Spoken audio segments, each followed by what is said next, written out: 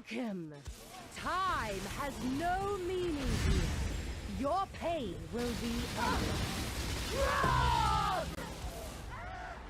Hey guys, today I wanted to do an overview of my Eye of Winter Eternity Shroud Trickster. I've been playing this for about 2 weeks now, and it's been a ton of fun.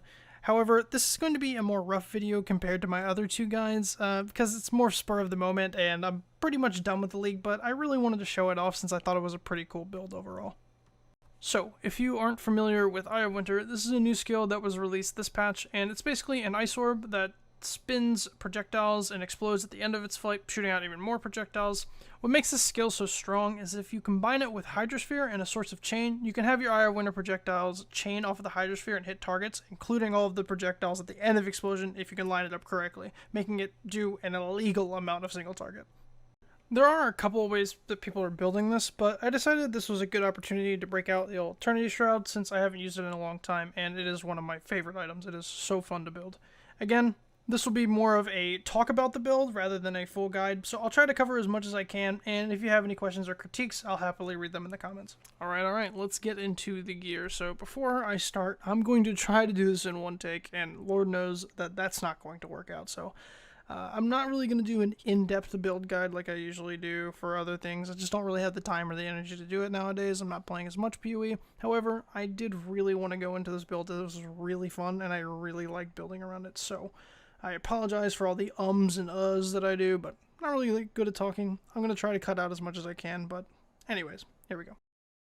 Alright, first things first, let's go with the item that we are basically scaling this whole build around, which is the Eternity Shroud. If you've never used or seen this item before, the main two lines that we're looking at are the bottom two.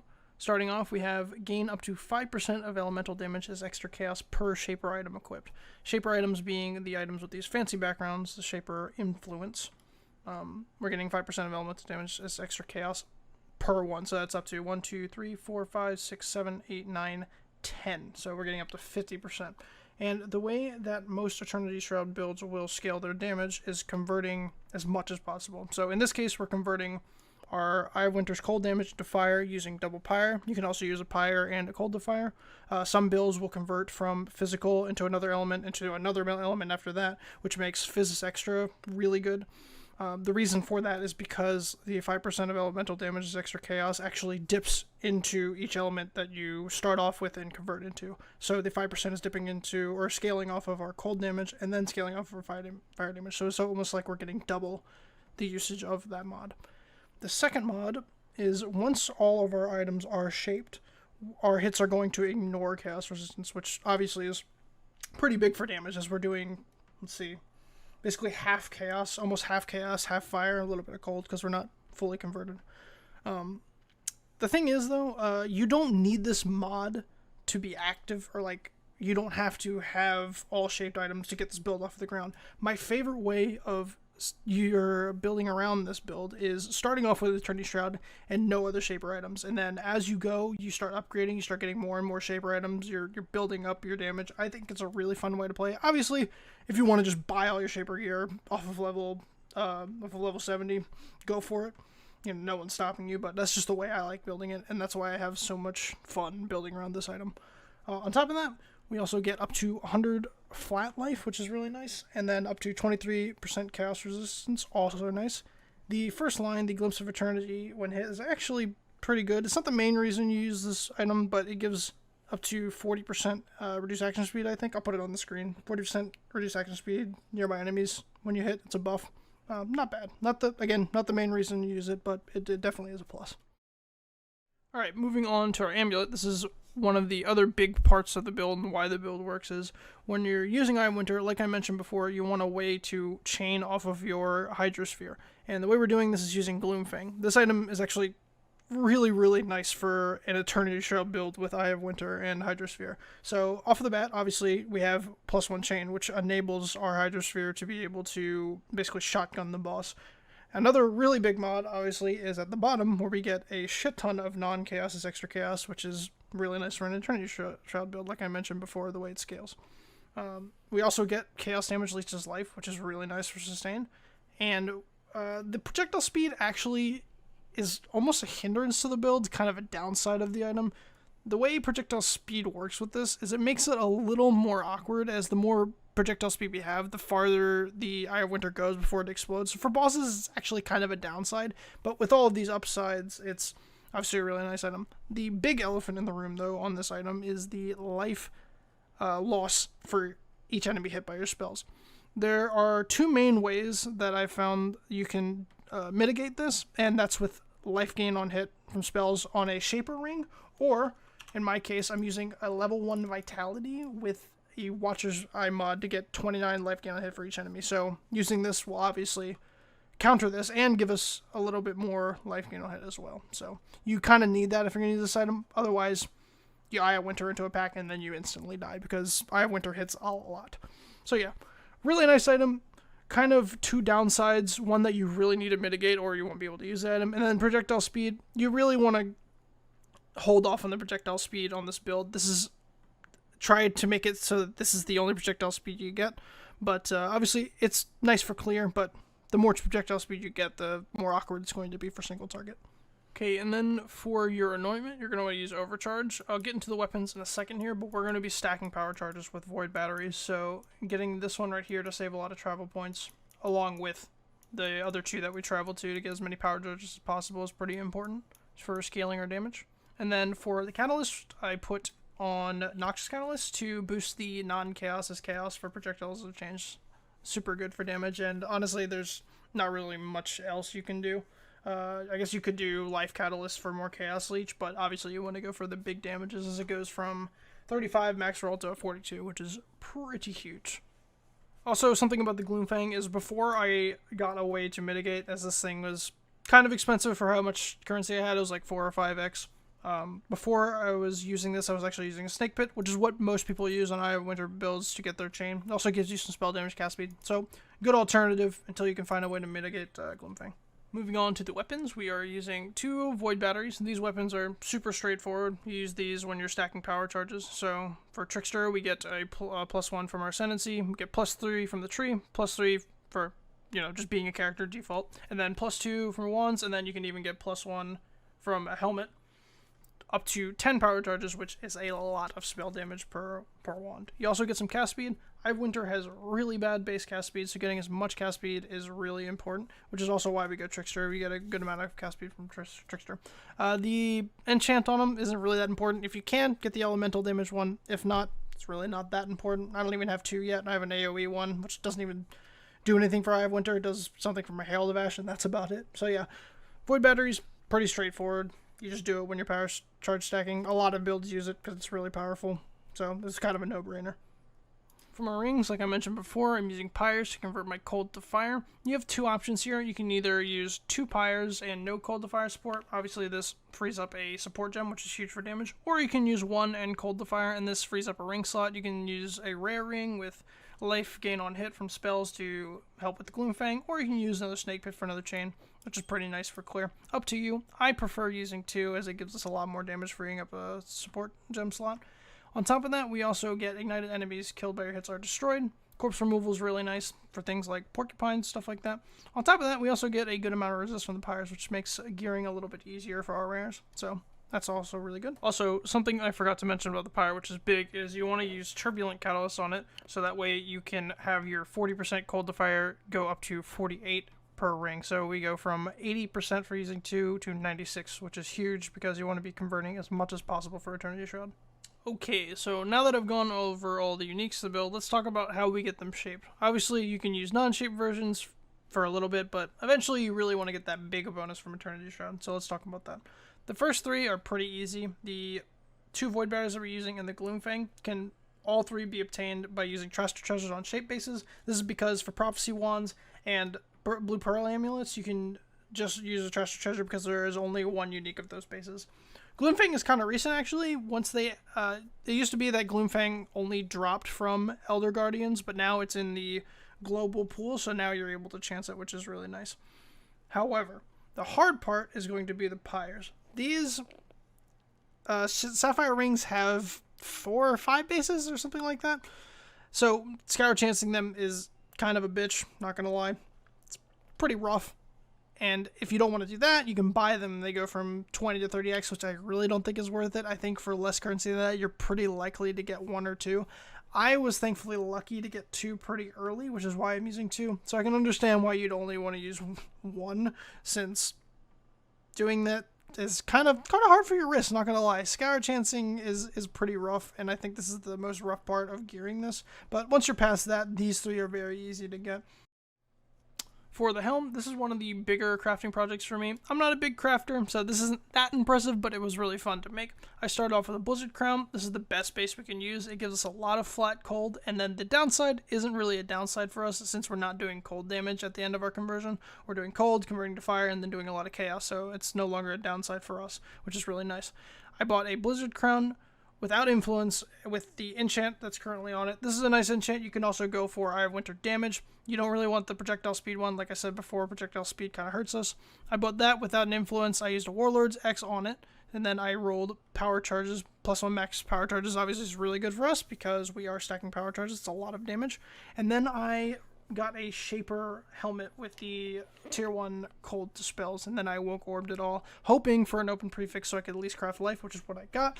I've used a couple of suffix rerolls from the harvest, but they're kind of rare. I haven't really been able to hit anything.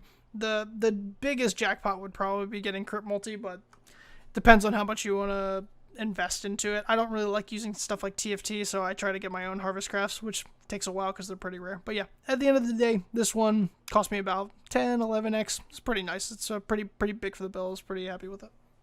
For my belt, I decided to do a Shaper Hunter Stygian just to get as much life as we can. We are using a couple of uniques that don't have life, so we skimp out on life a little bit, so you kind of want to get as much life as you can on the other gear. So the way I did this is I got a Stygian, a Hunter Stygian, or you can get a Stygian and then use a Hunter Exalt. I'm not sure which one's cheaper. And then I woke orbed. I didn't really woke orb expecting to get anything from it itself except for the base. So I just got the base, and then I used Catalyst on it, the life and mana Catalyst, and then I used Pristine fossils until I got tier 1 flat and then tier 1%. And then after that, that's all I really wanted. After that, I was just kind of messing around with prefix cannot be changed and crit reroll, as well as prefix cannot be changed and caster reroll. I really like the cast speed and spell damage during any Flask event mods you get from Shaper, as I'm using an enduring mana flask, so that means my flask uptime is pretty good, so that makes the mods pretty useful. I really don't think it's worth investing into that, and I think there are better things you can do with the currency, but I thought it was pretty fun, so I did it. Why not? And then obviously, because we're using a Stygian, I get an extra Abyssal. I got some life, hinder, and then plat damage. Pretty nice. Then for the gloves and the boots, these are kind of the most straightforward things right now. I just have life and resists on here, as well as crafted strength and dexterity. You kind of need dexterity in either your tree or crafted on your gear, because Sniper's Mark takes 155 dex, I think, at level 20. Sorry about my gems, I just flipped them, so ignore that. But it takes 155 for a level 20, so you definitely want the dex somewhere, and then you can get them crafted on your gloves or crafted on either any of your rare items. And then for the boots, they're pretty straightforward. These are actually kind of nice. But realistically, if I wanted to upgrade these are the 2 pieces I would upgrade first. I'd probably get Tailwind from woke orbing and doing some other fancy stuff, and then maybe Unnerve on the gloves. But I'm kind of at the end of the build, and I could definitely min-max it a lot more, but I'm already doing enough damage, and I kind of want to move on to things like BPL, and I'm getting to the end of the PoE league, getting a little burnt out, so not really investing anymore. But if I wanted to, I could get stuff like Unnerve and Tailwind on boots. That would be really nice. And then finally on our gear, we have our flasks. I have an enduring mana flask, so that way I don't have to deal with mana problems. Pretty nice. And then a Quicksilver with movement speed and charge recovery. Got a silver flask for onslaught. I got poison immunity and maximum charges. Really nice. Then I have a quartz flask of heat. And then I got the enchant to use when you become frozen that we got this patch. And then I have a bleed flask, a instant bleed flask, which is really nice. You could use a Azirius flask, which got nerfed, but I still think it'd be pretty good. But I kind of just didn't really want to use any uniques, as getting ailment immunity on your flask is pretty nice. Getting like poison and freeze and maybe even shock. I have cast speed on this one just because that's how it rolled. But cast speed is obviously really nice. Like I said, Eye of Winter, really bad cast speed, so that's not bad either. So yeah, you could use a couple of unique flasks. You could use a Bottle of Faith. Those are pretty expensive, but Bottle of Faith would be really nice. Azirius Azir's Promise is pretty nice, even though they did nerf it. They nerfed both of them, but it still would be pretty nice for damage, but I decided not to. Again, I have enough damage, and I kind of just wanted to use a bunch of utility flasks, so. Alright, so let's quickly go over our links. For our main links, we have Winter, Awaken Added Cold, Power Charge on Crit, Increased Critical Damage Support, Increased Critical Strikes Support, and Inspiration. I could see the argument for not using Inspiration. I like it because it helps with mana problems. The crit chance that you get is kind of negligible, honestly, because we get a lot of crit elsewhere. You don't really need it. So I could see you maybe switching this out for something like slower proj, at least for bosses or something like that. I don't think my links are totally optimized. I think the biggest one to get, though, is Awaken Added Cold. Once you get this to level 5, which I haven't yet, you get +1 to cold seals, which is a lot of damage. A lot of damage. You can use the regular version before this, and then, obviously, if you were using Cold to Fire, you'd probably drop something like Awaken Added Cold or Inspiration if you can deal with the mana. I have thought many times about dropping this, but this is just so nice for crit, and you don't have to really worry about it anywhere else. I can see maybe if you somehow get like a Vitality, Hatred, Watcher's Eye. Obviously you're using Zealotry right now, but Hatred's pretty comparable. But if you were to get like a Hatred crit or something like that, you could drop this. I decided never to. Again, the damage is already pretty good, so I didn't really want to swap anything. Next is Auras. I'm running Herald of Ash, a level 1 Vitality for the Watcher's Eye, and Zealotry. Zealotry and Hatred are extremely comparable. Hatred technically gives a little bit more raw damage, but Zealotry gives you more crit chance, and the Consecrated Ground is not too bad. It depends. If you somehow get a Watcher's Eye with Vitality and either Zealotry or Hatred, you would want to switch it over. So you can pretty much interchange these if you want to. And then we're running Herald of Ash. You could run Herald of Ice, which I think is technically a little bit more damage, but Herald of Ash is very nice for clearing. For the first one, I'm running Flame Dash with Arcane Surge and Sniper's Mark in there. So keeping your Arcane Surge, keeping it at level 6, depending on your mana cost. So we have 29 mana cost, and then the threshold here is 26. So you want to keep it at the level that's right under, so that way you only have to cast it once and you keep Arcane Surge up. And then on the other weapon, I have a Spell Totem with Wither, which is really nice for Eternity Shroud, as it increases chaos damage taken on enemies. So using multi-totem as well, so we can stack them up much quicker. Then we have a cast 1 damage taken setup. I have cast 1 damage taken, increased duration, steel skin, and enfeeble. Again, keeping these levels under the threshold for here, requiring 38 or lower. Then we have 36 requirement, 36, so that way they proc. I think Immortal Call might be better, but I'm a softcore player, so I don't really know about these things, I'm gonna be honest. I know that later on, Immortal Call is probably better, so maybe you want to run Immortal Call. I don't know. Don't ask a softcore player about this type of stuff, I guess. Okay, so for the Hydrosphere, while making this video, I realized that my links were pretty bad. Something I didn't really think about. Originally, I had a Hydrosphere with Culling Strike, Blind, and Onslaught, which is like kind of a utility package, which sounds good, right? Because you're using it for bossing. But when you're using Winter Orb and Hydrosphere, you rarely have Hydrosphere on the boss. So I actually realized this is kind of a bad move. So what I'm using currently now is Hydrosphere with faster casting, Culling Strike still. It's nice to have Culling Strike at some point. You know, once the boss reaches that threshold, then you just throw Hydrosphere onto him. Still nice. And then Combustion for a little bit extra damage, because we still are doing a lot of fire damage. So having that negative fire is pretty good for damage. I could also see someone wanting to maybe use all damage supports on this to try and clear with Hydrosphere. I haven't really tested it, but I can see that maybe working, because Hydrosphere also scales really well with Eternity Shroud. We're just not really scaling AoE or anything, so I decided not to do it. But if you want to, you can do that. I feel comfortable enough clearing with only Iron Winter. I have enough cast speed, but yeah. Also, lastly, I have a Winter Orb, a little 1 link right here, just for generating Frenzy Charges, since we're Trickster. We can generate Frenzy Charges while channeling for boss phases like Sirius and Maven. I'll talk about that more when I talk about the Ascendancy points. Alright, let me go over the passive skill tree now. Let's see, so I went, starting off here, and went through the Dexterity, just because you need a lot of extra Dexterity for Sniper's Mark, like I said. If you have enough Dexterity already on your gear, you can go through here and get some cast speed, which is really nice. And then I went up through here, through life, get some crit multi, crit chance. I went down here getting elusive, and then I got these for these 4 passives so that way I could use Inspired Learning. Inspired Learning is really nice for clear, and then I have another jewel with life and crit multi and some chaos damage to switch into when I do things like Sirius or Maven. So that's pretty nice. You don't have to use it, but I think Inspired Learning is really nice, and all we really have to do is take 2 more nodes that we weren't already going to take to get it. So again, really nice for clear. We move up here, Life and Energy Shield. Obviously Life and Energy Shield are really nice as we're hybrid. So, and then we get crit. I go to the crit chance and get Doomcast. Then I come over here. This node's really nice. Some cast speed, crit multi, crit chance, fire, and cold, as well as some resists. And then I got a jewel here. Just life, crit multi, pretty straightforward. This one's actually really nice, giving me cast speed and also projectile damage. That's pretty nice. Go through some more life. Then we get this for more cast speed. Again, cast speed, cast speed, cast speed. We really want to get a sizable amount so that winter orb, I have winter, doesn't feel like shit. Crit chance, crit multi, obviously, another power charge, and then got my Watcher's Eye I talked about earlier. Go through this life, and then we get these nodes, which is really nice for power charge stacking. So we get damage for power charge, we get crit multi, crit chance, and mana regen for power charge, all really nice. And then coming down here, we're actually using a Glorious Vanity with Doriani. Since we are hybrid, this is really nice for getting a lot of extra energy shield. And with a little downside. And then come here, get +1 max res, really nice for survivability. Come down, more life, energy shield, damage, life, and then, like I said, we are anointing overcharge for the last power charge. So yeah, pretty straightforward.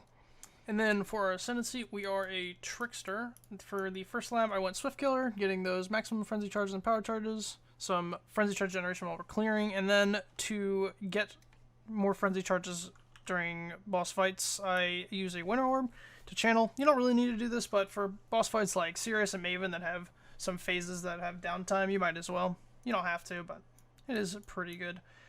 Then we went for Ghost Dance to get our Ghost Shrouds, as well as Escape Artist to get Evasion, Energy Shield, and then some cast speed.